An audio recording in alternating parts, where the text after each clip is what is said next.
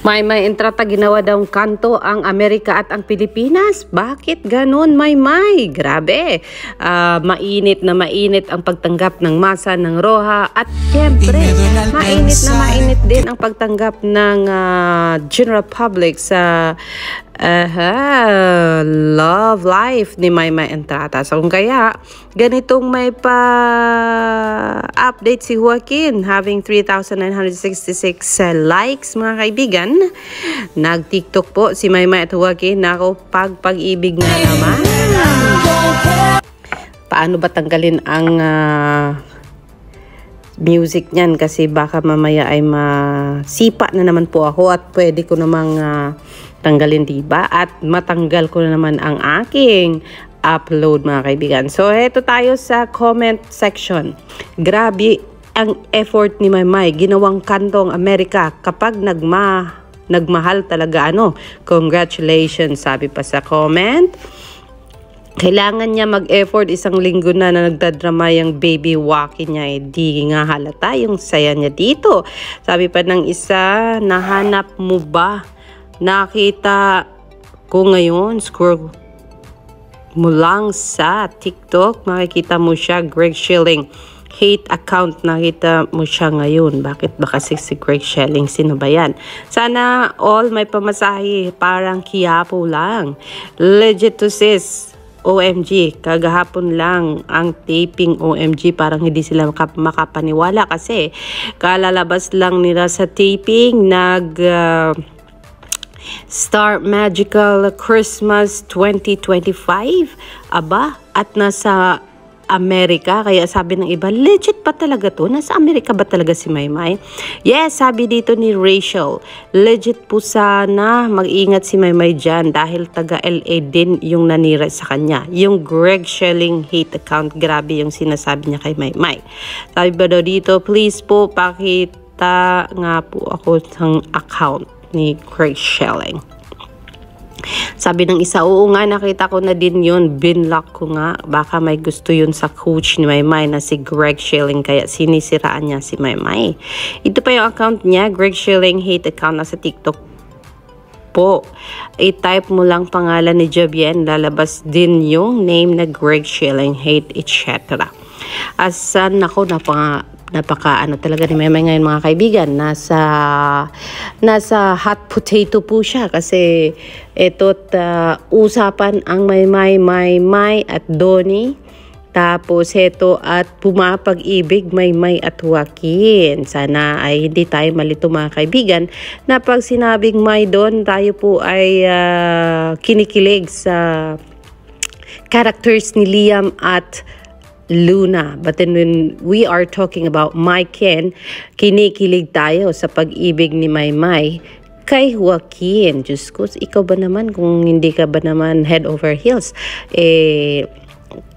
parang hindi ka na nagpahinga, May. At eto, nasa Amerika ka na. Totoo bang nasa Amerika ka, Inday? Yun po ay hindi ko po sigurado, mga kaibigan, na parang nasa kabilang lang daw ang US. Parang barangay lang na nasa kabilang kanto ay US na po, mga kaibigan. So yes. Yan po ang nagagawa ng pera at ng pagmamahal.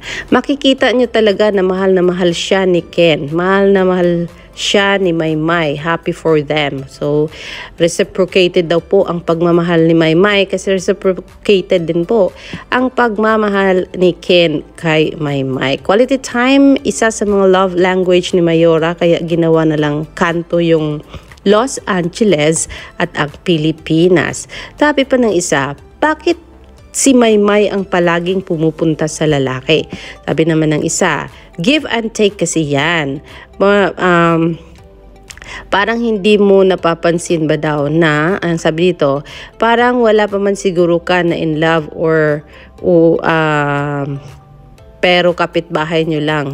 Halos isang buwan din si Joaquin dito sa Philippines. So yes, mga kaibigan, it's a give and take. Kung si Joaquin ay nanatili sa Bicol para samahan si May sa kanyang taping na kung saan kinilig tayo sa Liam Luna, eto ngayon at si May naman ang pumunta sa Los Angeles para magkita sila ni Mr. Joaquin. Naku, grabe yung pag-ibig to mga kaibigan. Kasi nga po, parang ang layo naman talaga ng US at ang mahal ng mga ticket. Pero ito si Maymay, parang ginawang kanto nga lang ang US and Philippines. So let's watch the TikTok mga kaibigan. Huwag natin patigalin. Let's go!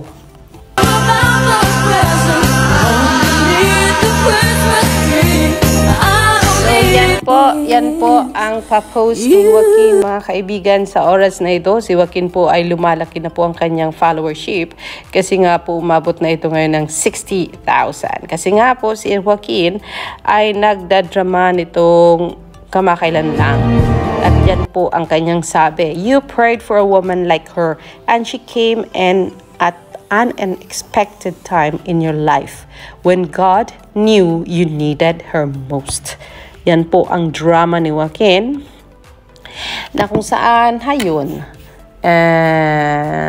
biglang sumaya dahil dumating po ang isang Marydel Mama Entrata from Philippines to America. So yes, yan po ang pa-love life update natin kay Maymay.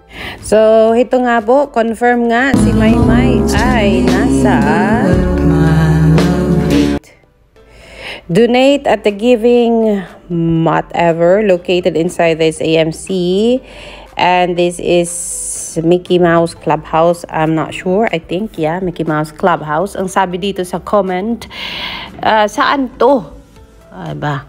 So sa LA nga sila. So nasa LA nga daw talaga, confirmed with this photo of Maymay kasama si Joaquin ay nasa LA po ang dilag natin mga kaibigan. So yes. Ito po yung picture niya. Ayan. Siguro kararating lang ni Inday niyan. And then ito na. Oops. Bawal po ang music. So dito sa first ID. Paano ba tanggalin ang sound dyan at medyo delikado tayo.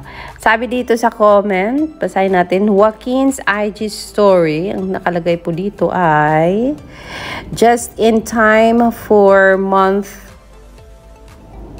4, let's go. Sabi sa kabila, nakasabi dito, celebrating 4-monthsary. 4-monthsary daw sila. And ano ba dito? Hindi mabasa. And number 1 on Netflix with my favorite person on the planet. An early Christmas miracle. Mahal kita sobra at Maymay. Tapos dyan po ay sa Joaquin IG story mga kaibigan. Samantala kay Maymay kay Maymay naman daw na IG ang nakalagay ay, thank you my lover boy. May God continue to bless what we have started. I love you, mahal. So yan po ang nakalaman sa IG story na yan ni Joaquin. So ibig sabihin nasa USA daw si Maymay mga kaibigan.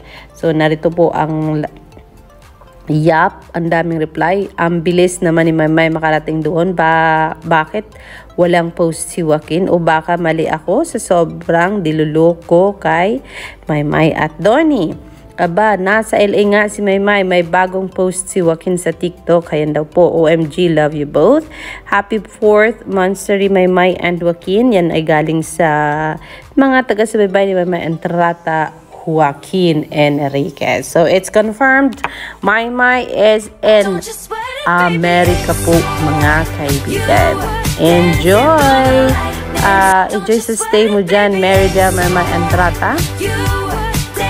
And syempre, we want to know more of your itineraries. Sana mag-update kayo lagi-lagi habang nasa Amerika ikaw bago pa papasok ang Cycle 4. Kasama ka pa kaya sa Cycle 4 Maymay? Yan po ay ating antabayanan mga kaibigan. Alexander Lexter Jules, yan po ang latest.